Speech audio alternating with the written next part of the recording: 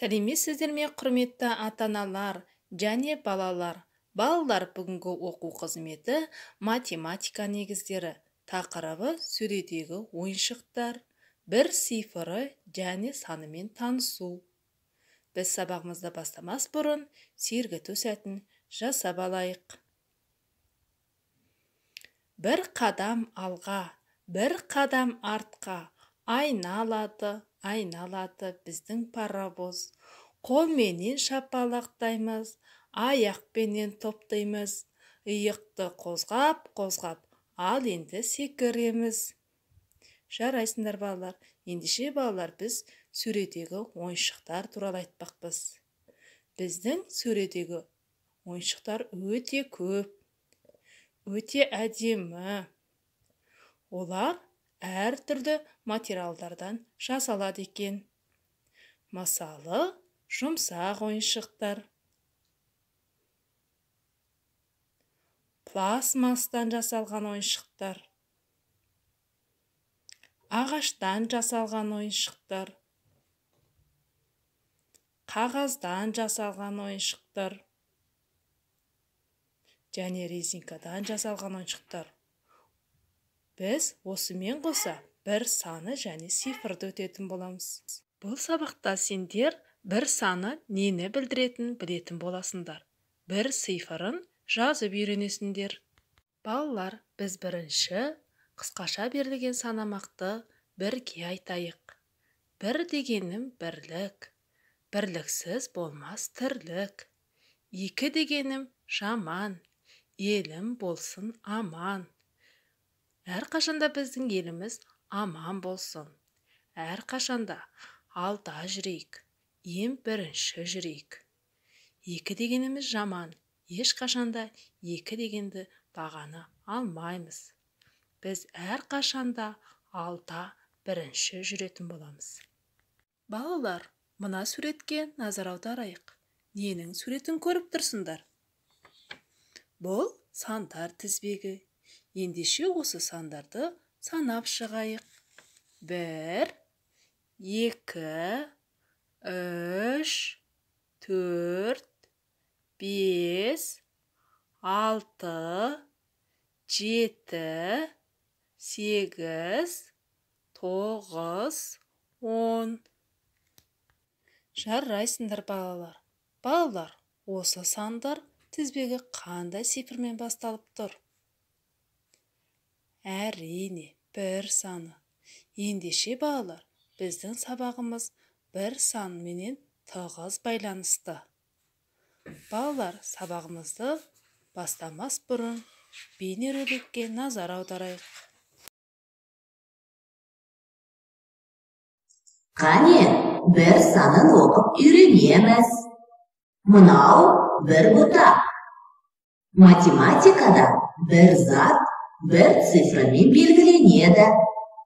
Мысалы, бір алма, бір томар. Бір саны натурал сандардың ең кішісі. Осы бір санын сандық сәуледе белгілейік. Енді бір цифрын жазып үйренейік. Цифр бөлек торгөзде жазылады.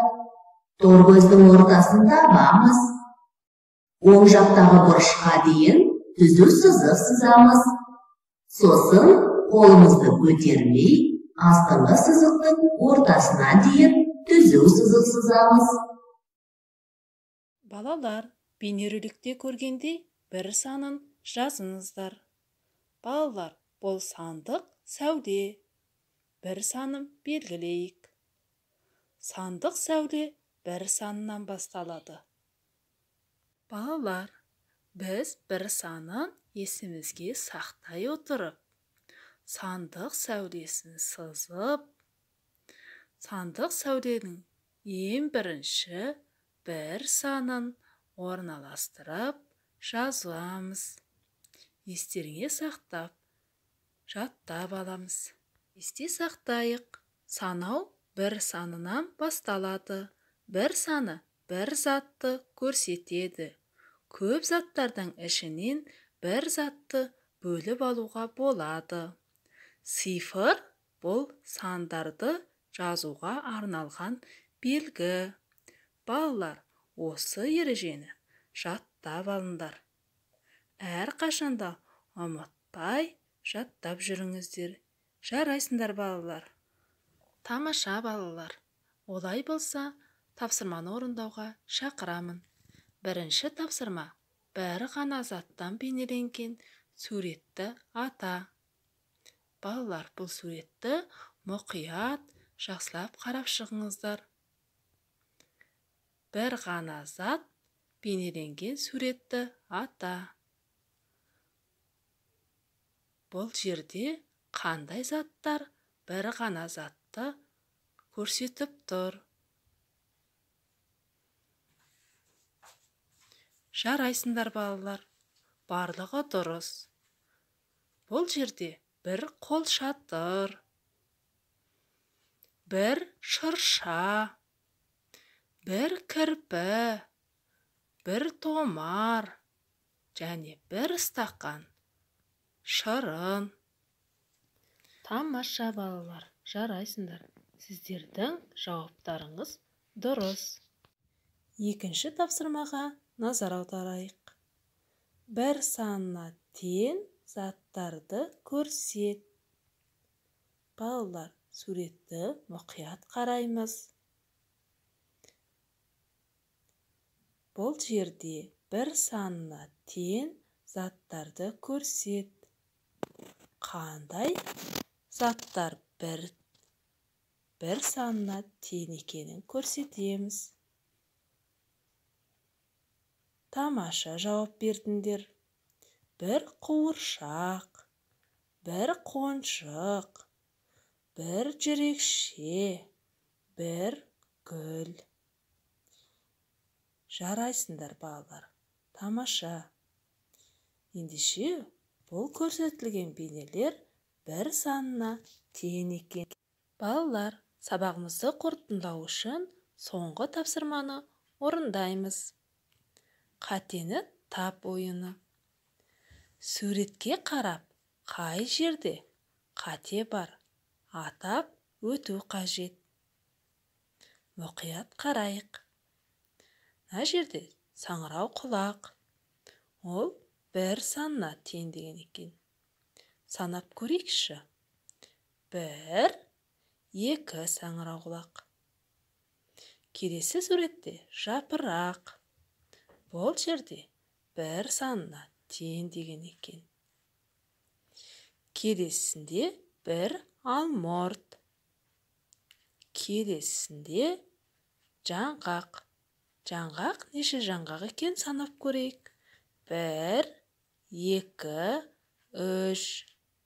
Бұл жердегі жаңғақтар бір санына тең емес. Ендеше балалар, бұл жерде саңырау құлақ пен жаңғақтар тең емес. Тамаша, жарайсыңдар балалар. Бүгінгі сабағымызда біз сіздермен бір саны және цифрыменен таныстық.